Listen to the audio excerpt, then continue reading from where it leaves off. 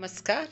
कुछ अंतराल के बाद फिर से स्वागत है कहानियों में। कहानियों की दुनिया ही अजीब है, अनोखी है, बहुत ही रोचक है। आज की कहानी बुद्धिमान मेमना राजेश्वरी प्रसाद चंदौला द्वारा लिखी गई है और कहानी बहुत ही रोचक है। देखिए क्या है कहानी में, क्या रोचकता है कहानी की। एक बार की बात है, एक घने जंगल की गुफा में एक नन्हा मेमना अपने माँ बाप के साथ रहता था। बकरी परिवार के खाने के लिए जंगल में बहुत कुछ था, झाड़ियाँ, पत्तियाँ आदि। तो तीनों का जीवन आराम से कट जाता, बस थोड़ा सा शिकारी जानवरों का डर अगर नहीं होता तो। पूरा जंगल बड़े बड़े बाघों और चालाक निर्दयी गीदड़ों से भी भरा हुआ था।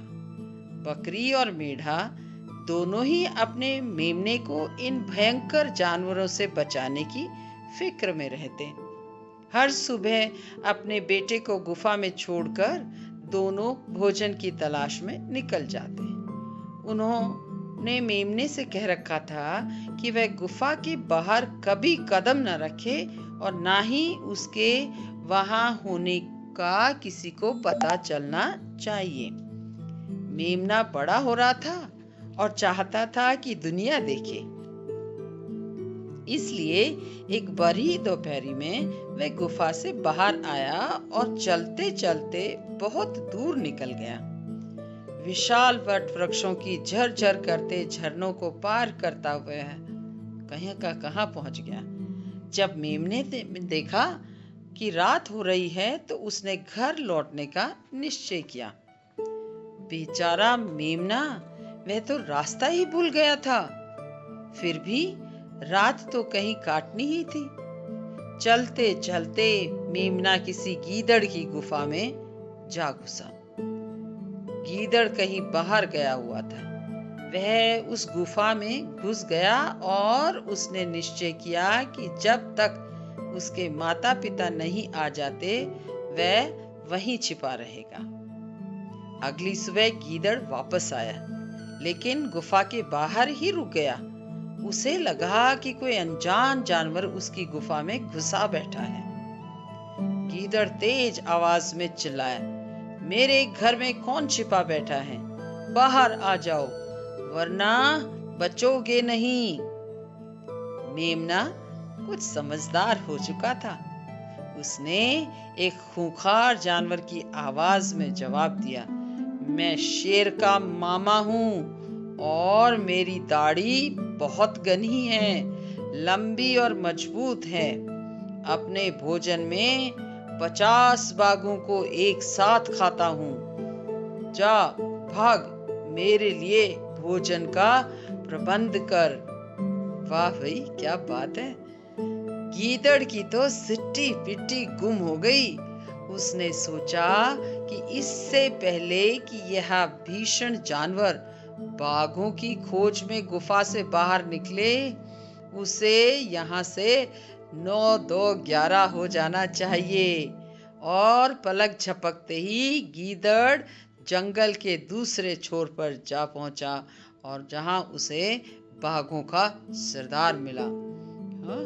तो गीदड़ हांफते हुए बोला, महोदय, मेरी गुफा के बाहर क्या है? जब मैं खड़ा था और मैंने देखा कि मेरी गुफा के अंदर कोई अजीब सा जानवर छिपा बैठा है। लगता है कि वह बहुत विशाल और बलशाली है। उसकी भयानक आवाज सुनकर ही मैंने ये अंदाजा लगा लिया है। उसने मुझे अपने खाने के लिए 50 बाघ लाने का आदेश दिया है। बाघ बोला, कौन सा जानवर है जो एक साथ 50 बाघ खा सके? मेरे साथ चलो, उसे ऐसा मजा चखाऊंगा कि वह यहाँ से भाग खड़ा होगा। इस बीच बकरी और मेढ़ा अपने बेटे मेमने को ढूंढ रहे थे। ढूंढते ढूंढते वह नन्हे खुरों को देखकर उनके निशान पर चलते चलते दोनों उसी गुफा तक जा पहुंचे और उसे पुकारने लगे। मेमने ने गुफा से बाहर निकलकर गीदड़ वाला किस्सा सुनाया। तभी उन्होंने दूर ही से गीदड़ और बाघ को अपनी ओर आते देखा। अब हम भटक गए तो कुछ नहीं हो पाएगा, मेमने के पिता ने कहा। फिर भी कोई तिकड़म लगाते हैं।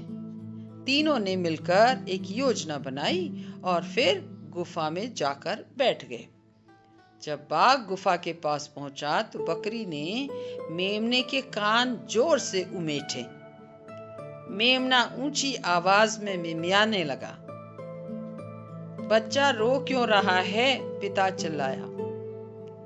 वह खाने में बाघ मांग रहा है, बकरी बोली। हम जब से इस जंगल में आए हैं तब से इसने हाथी, भालू और भैंसे तो खाए, पर बाघ नहीं मिला। हाँ हाँ, मेमने का पिता एक विशाल जानवर की आवाज में बोला। मैंने गीदड़ को 50 बाघ लाने के लिए कहा है। तुम बाहर जाकर देखो वह आया या नहीं। इतना सुनकर बाघ के तो होश उड़ गए। वह किसी बड़े भयंकर जानवर के बच्चे द्वारा बड़े बड़े हाथी निगलने की कल्पना करने लगा और उसे लगा कि उसकी मृत्यु भी निश्चित है।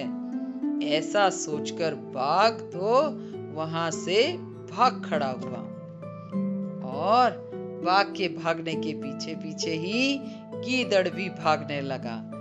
डर के मारे गीदड़ बाघ के पीछे जितना तेज भाग रहा था, बाघ उतना ही डर रहा था कि गीदड़ उस भयंकर जानवर के भोजन का प्रबंध कर रहा है, तो क्यों ना मैं अपनी जान छुड़ाऊं। जब दूसरे बाघों को इस घटना का पता चला तो सब उस जंगल से भाग खड़े हुए।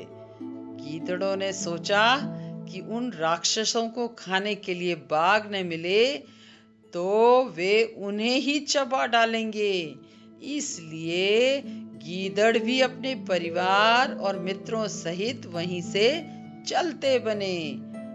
अब मेमना जंगल में घूमने के लिए स्वतंत्र था।